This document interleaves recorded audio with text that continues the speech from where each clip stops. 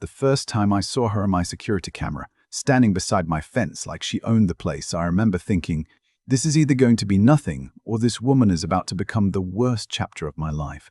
I had no idea how right I was, because by the time it was over, I had police reports, a lawyer, a court date, a vandalized shed, and a neighbor who honestly looked shocked that consequences applied to her too. My name is Mark Reynolds, and at the time all of this happened, I was living in a quiet little neighborhood outside Cedar Falls, Iowa, the kind of place where people waved from their porches, kids left bikes in driveways, and everybody pretended not to notice everybody else's business while absolutely noticing everybody else's business. I had bought that house after my divorce. Not because it was fancy, because it really was not, but because it was mine. That mattered to me more than I can explain. After spending years in a marriage where every room felt like a negotiation, that little blue house with the cracked driveway and the stubborn maple tree out front felt like peace. It was the first place where I could drink coffee in silence, leave dishes in the sink if I wanted, and not explain myself to anybody. So when tools started disappearing from my backyard shed that summer, it hit me harder than it probably should have. It was not about the tools, not really. It was about that feeling that someone had stepped inside the one boundary I had left and helped themselves. First it was a cordless drill, then a set of socket wrenches, then a box of old camping gear that had belonged to my dad. Nothing worth calling a national emergency, but enough to make me stand in the doorway of that shed one humid Tuesday evening and feel something in my chest tighten. I kept thinking, who does this? Who walks onto another person's property and just takes things like the world is a garage sale? So I bought 3 security cameras, nothing dramatic, just those little wireless ones you can mount under the eaves, and I put one facing the driveway, one toward the backyard, and one along the narrow side yard between my house and the fence. I even angled them carefully so they were only covering my property, because I am not one of those weird guys trying to spy on the whole block. I just wanted to know who was creeping around my shed. Now, before I go any further, you need to know about my neighbor, Denise Whitaker. Denise lived in the tan ranch house on my right, and she had been a problem since about 11 minutes after I moved in. She was in her late 50s, maybe early 60s, always dressed like she was about to attend a homeowners association meeting, even though we did not have one. And she had this way of smiling at you that felt less like kindness and more like a warning. The first week I lived there, she told me my garbage bins were visible from the street for too many hours. The second week, she asked if the woman who visited me on Saturday was my girlfriend or just a friend, which was impressive because I had not even introduced myself to her yet. By the end of the first month, she had opinions about my lawn height, my porch light, my truck, my mail carrier, and whether my dog, a sleepy old beagle named Hank, looked depressed. Hank was not depressed. Hank was fat and judgmental, which honestly made 2 of us. At first, I tried to be polite because that is what you do when you live next door to someone. You smile, you nod, you tell yourself they probably mean well. But Denise did not mean well. Denise meant control. She had this strange belief that the neighborhood was a little kingdom, and she was the last person brave enough to defend it from trash cans, porch furniture, and anyone under the age of 70 who parked a pickup outside. Most of the neighbors avoided her. Mr. Neighbors avoided her. Alvarez across the street once told me, "Real quiet while we were both bringing in groceries. Do not let her get comfortable in your life, son, because once she thinks she has a vote, she will never stop casting it." I laughed when he said that. I should not have laughed. One afternoon, about 2 weeks after I installed the cameras, I was at work eating a sad gas station sandwich at my desk when my phone buzzed with a motion alert. I opened the app expecting to see a squirrel, or maybe Hank waddling around like he paid property taxes, but instead I saw Denise. She was in my side yard, not near the sidewalk, not near the property line, but fully inside the narrow strip between my house and the fence. She had one hand on my gate and the other holding her phone up like she was taking pictures. She moved slowly, looking at my windows, my AC unit, even the camera itself, and there was something so casual about it that made my skin crawl. She was not lost, she was not confused, she was inspecting. I drove home early because I knew if I waited until evening I would spend the whole day stewing in my own anger, and that is never good for anybody. When I pulled into the driveway, Denise was outside watering a flower bed that looked like it had been arranged by someone who alphabetized canned soup. I walked over, keeping my voice calm, and said, "Denise, why were you in my side yard earlier today?"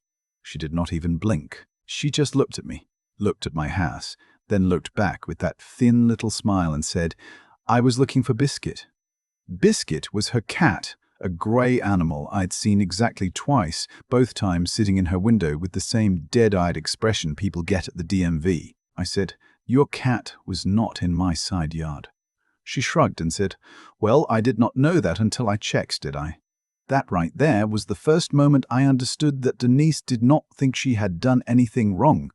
In her mind, her curiosity was a legal document. I told her, "You cannot just walk onto my property whenever you feel like it." She set the hose down real slowly, like she was preparing for a courtroom scene only she could see, and said, "Excuse me, I have lived here 23 years. People around here help each other." I said, "Help is when you knock on my door and ask if I have seen your cat. Trespassing is when you sneak along the side of my house taking pictures." Her face changed then, the smile disappeared, and what replaced it was not embarrassment. It was anger. Not loud anger, not yet, but that cold kind people get when they realize you are not going to play the role they assign to you. She said, "Are you recording me?"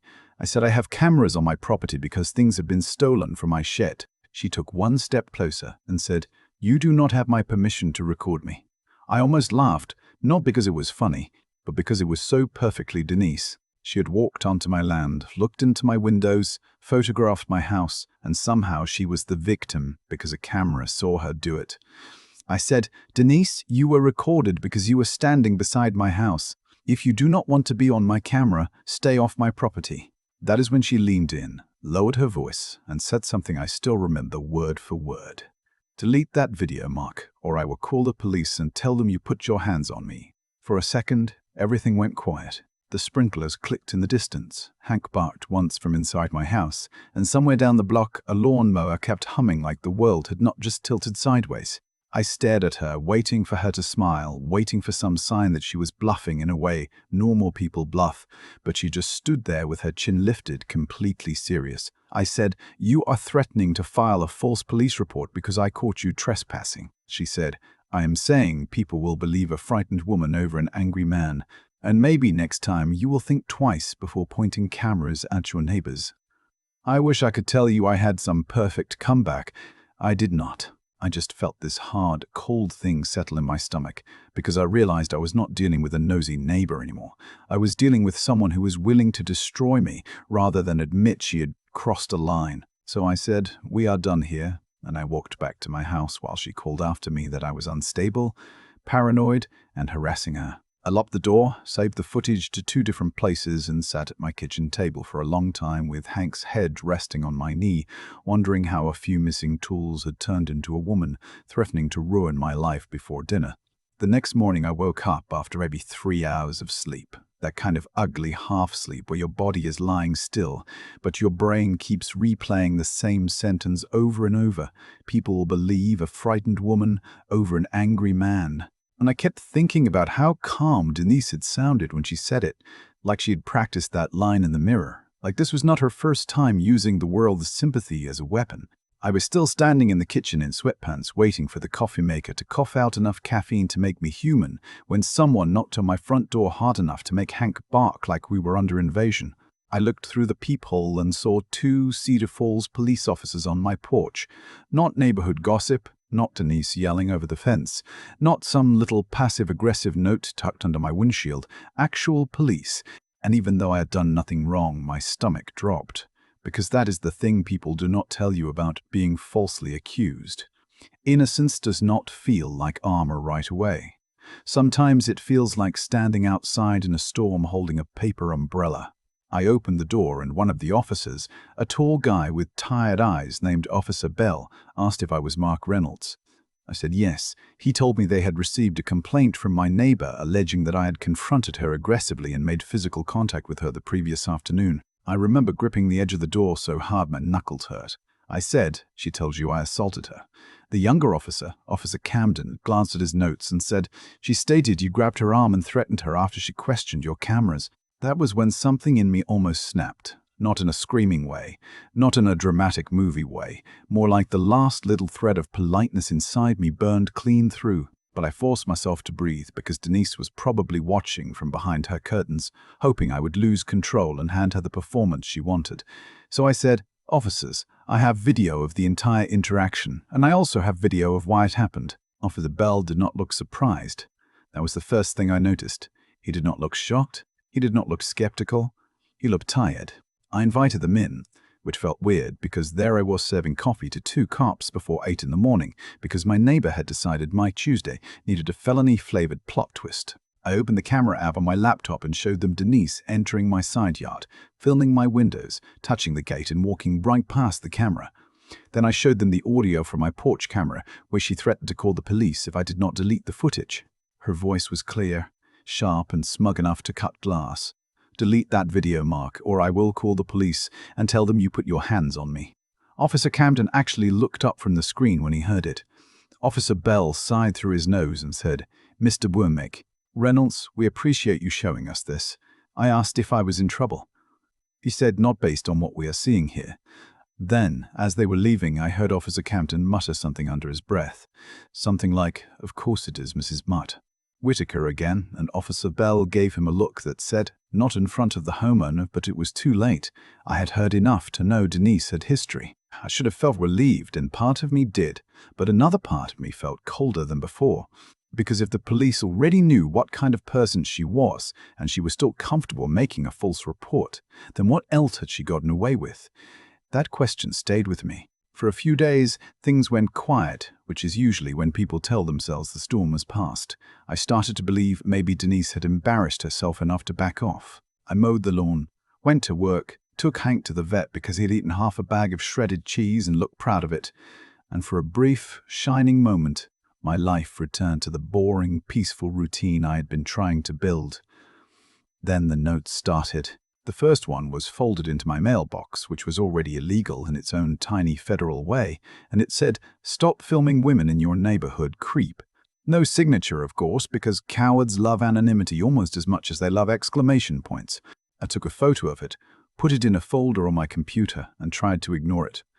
The second note showed up 2 days later, taped to my trash bin, calling me a danger to children. That one bothered me more. Not because it was believable, but because Denise understood exactly how to stain a person's name without proof. She was not just insulting me, she was building a story. That was her talent. She would take one tiny fact, like Mark has cameras, wrap it in fear, sprinkle in concern, and suddenly she was not trespassing, she was protecting the neighborhood. Soon I started noticing people looking at my house longer than usual.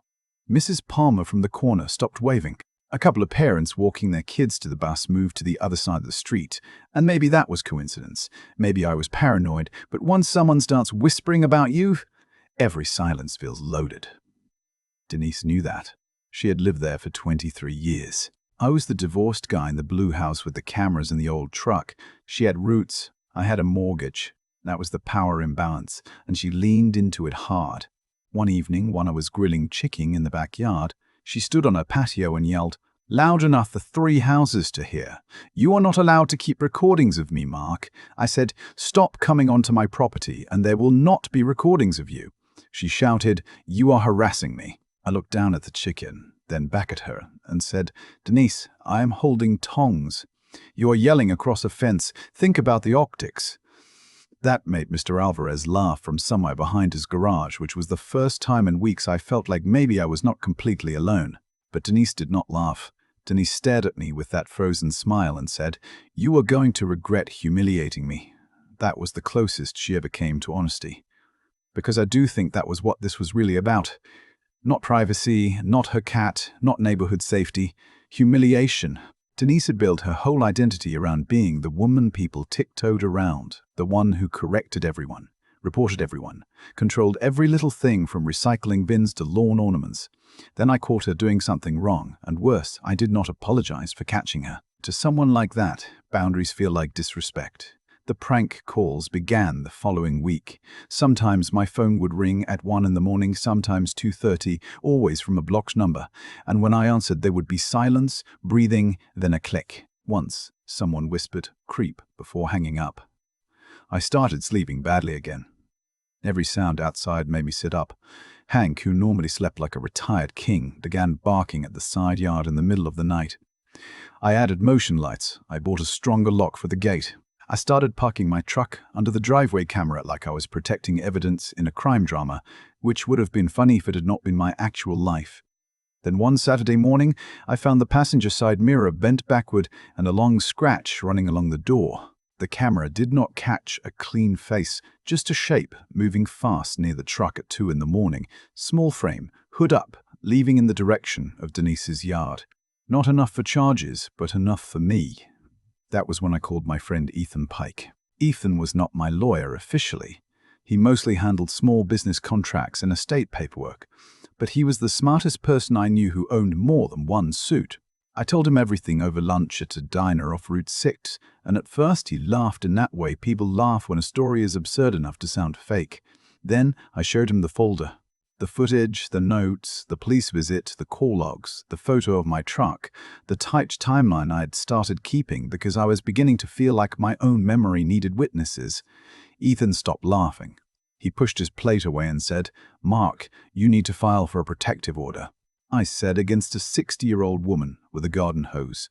He said, "Against a person who threatened a false assault report, has harassed you for weeks, and may be damaging your property. Do not make the mistake of underestimating someone just because they wear floral cardigans." That line stuck with me too. We filed the paperwork that week because the court schedule was backed up. The hearing was set much further out than I wanted, and that waiting period became one of the strangest stretches of my life. I was doing everything the right way, documenting, reporting, staying calm, avoiding contact, and somehow I still felt trapped. Denise, on the other hand, seemed energized. She told neighbors I was trying to silence her.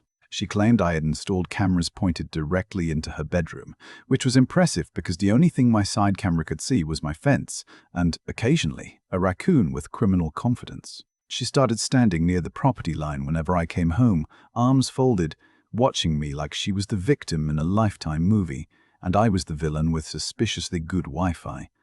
I stopped sitting on my porch. I stopped working in the yard unless Mr. Alvarez was outside. That was the part that made me angriest later. Not the notes or the calls or even the police report, but the way she slowly stole comfort from my own home. Then came the night. Everything finally broke open. It was a Thursday in late September, gray sky, wet leaves stuck to the driveway, the kind of evening where all you want is soup, sweatpants, and no human interaction. I pulled into my driveway after work and immediately saw something wrong behind the house. The shed door was hanging open, and the white siding had been spray-painted with huge red letters. I'm not going to repeat exactly what it said, but let us just say Denise had the vocabulary of a middle school bathroom stall and the spelling confidence of a woman who had never been corrected successfully. For a second, I just stood there in the yard, briefcase still in my hand, rain misting my glasses, staring at my father's old shed covered in hate. And my phone buzzed. Motion alert. I opened the footage and there she was, Denise Whitaker, in a yellow raincoat, walking through my gate with a spray can in one hand and a flashlight in the other, clear as day, not rushed, not scared, just furious. She painted the words, stepped back to admire them, then looked directly into the camera and flipped it off. I watched that part 3 times, not because I enjoyed it, but because I needed to understand the level of arrogance I was dealing with. Then I called the police, and when Officer Bell arrived, I did not say much. I just handed him my phone. He watched the video in silence, looked at the shed, looked back toward Denise's house where her porch light was glowing, and said, "Well, she just made this a whole lot easier."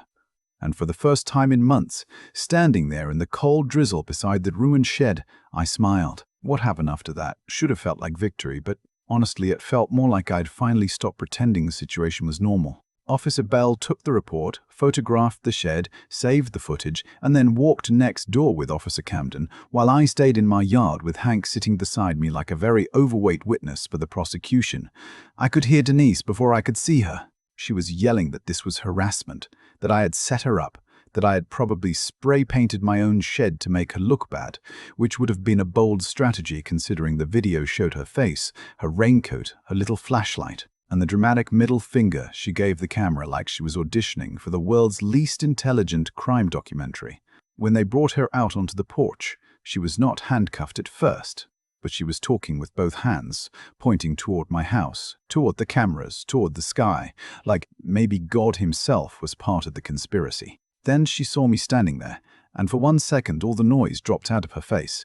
Not fear exactly, more like disbelief. She truly could not understand why her version of events was not enough to erase what everybody else could see. That was when I realized something about Denise that I had missed before. She was not acting crazy just to be crazy. She had spent years training people to avoid conflict with her, and every time someone backed down, she mistook their exhaustion for proof that she was right. I was not special. I was just the first neighbor in a long time who kept the receipts.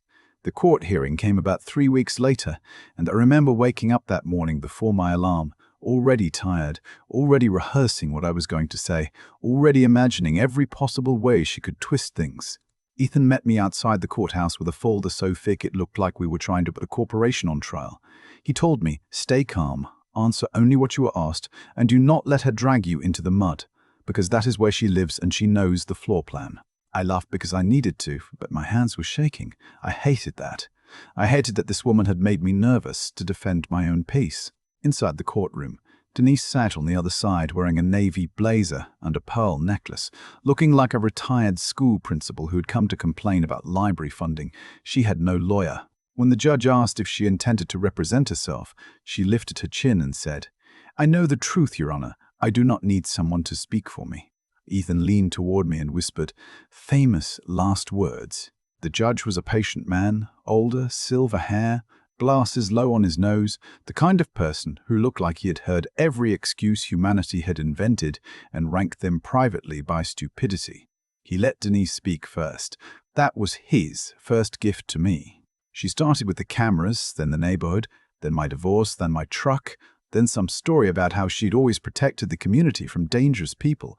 And within 5 minutes, she had gone so far from the original issue that even the court clerk looked confused. She claimed I was spying on her, intimidating her, poisoning the neighborhood against her, and using technology to make her look unstable. Then she said I had doctored the footage. The judge asked if she had any evidence of that. Denise blinked and said, "Common sense." The room went quiet in that special way. Rooms go quiet when everyone is trying very hard to remain professional. Then it was my turn. I stood up, and for a second I looked at the judge, then at Denise, then down at the folder in front of me, and I felt all those months pass through me at once. The missing tools, the first video, the false police call, the notes, the late-night phone rings, the scratch on my truck, the way I had stopped sitting on my own porch. I wanted to be angry. Part of me wanted to give a speech that would split the ceiling open. But Ethan's words came back to me. "Do not let her drag you into the mud." So I kept it simple. I told the judge I installed cameras after property went missing. I explained where each camera was pointed and why. I described seeing Denise in my side yard confronting her and then hearing her threaten to accuse me of assault unless I deleted the footage. Ethan played the audio. Denise objected, loudly, even though this was not a movie, and she did not seem clear on what objection meant. The judge told her to sit down. Then we showed the notes. We showed the call logs. We showed the police report from the false accusation. We showed the video of the truck. Not perfect, not enough by itself, but part of the pattern. Then we showed the shed footage. That was the moment the room changed. Denise in the yellow raincoat. Denise opening my gate. Denise shaking the spray can. Denise painting red letters across my father's shed. Denise stepping back, admiring it, then looking straight into the camera and raising her finger like a teenager who had just discovered rebellion at age 60. The judge watched it twice. Denise tried to interrupt both times. The second time, he looked over his glasses and said, "Mrs. May, Whitaker, if you speak again while evidence is being reviewed, I will have you removed." That finally shut her up, but only barely. When the video ended, the judge took off his glasses, rubbed the bridge of his nose, and sat there for a moment. Nobody moved. Even Hank would have been quiet, and Hank once barked to the pumpkin for 7 minutes. The judge turned to Denise and asked, "Is that you in the video?" She said, "It is taken out of context." He said, "Is that you?" She said, "I was under emotional distress." He said, "I was under emotional distress." He said, "Is that you?" And finally, so softly it almost disappeared, she said, "Yes." I will remember that yes for the rest of my life because it was the first honest thing I had heard from her. The ruling came quickly after that. The judge granted the protective ordered Denise to stay 100 yards away from me, my home, my vehicle, and my workplace, and warned her that any further contact, harassment, trespass, or property damage could bring criminal charges. He also made it very clear that using neighbors as messengers, leaving notes, making anonymous calls, or standing at the property line to intimidate me would count. Denise looked stunned, not sad, not sorry, stunned, as if she had walked into that courtroom expecting the universe to bend around her one more time, and instead found out the universe had security footage. When the gavel came down, I did not feel the big Hollywood rush I thought I would. I just felt tired, deeply tired. But underneath that there was relief, slow and warm and almost unfamiliar. Outside the courthouse, Ethan clapped me on the shoulder and said, "Go home, sit on your porch, reclaim the kingdom." So I did. That evening, I made coffee, even though it was too late for coffee, sat on my porch with Hank snoring beside my chair, and watched the neighborhood settle into dusk. Mr. Alvarez walked over with a six-pack and said, "I hear the Wicked Witch got a boundary line." I laughed harder than I had in months. For a while, things were peaceful. Denise kept her distance. Her blinds still moved sometimes when I pulled into the driveway, but she never crossed the line again. A month later, I repaired the shed, painted it green instead of white, and hung one of my dad's old fishing lures above the door, not because it matched anything, but because it made the place feel like mine again. Here's the part people argue about when I tell this story. Some neighbors said I went too far by taking her to court, that she was lonely, that she was used to being involved, that maybe she just needed compassion. And maybe there is some truth buried in there. Maybe there is some truth buried in there. Maybe Denise was lonely. Maybe control was the only way she knew how to feel important. But loneliness does not give you permission to trespass, lie to police, damage property, and make another person afraid inside their own home. I do not hate her. That surprised me too. I mostly pity her because by the end, she had lost the one thing she cared about most, the illusion that everyone had to listen. But pity is not the same as forgiveness, and forgiveness is not the same as letting someone back through the gate. So I still have the cameras, I still save the footage. And every now and then when someone tells me I am being too careful, I just smile and say, "Careful is what you become after the first person tries to rewrite your life in front of you." Now I want to know what you think. Was I right to take Denise all the way to court, or should I have tried harder to settle it neighbor to neighbor before it got that ugly? And where is the line between being a lonely, difficult person and being someone who needs real consequences? Drop your thoughts in the comments, because I promise you, every neighborhood has a Denise, and sooner or later, somebody has to decide whether peace is worth defending.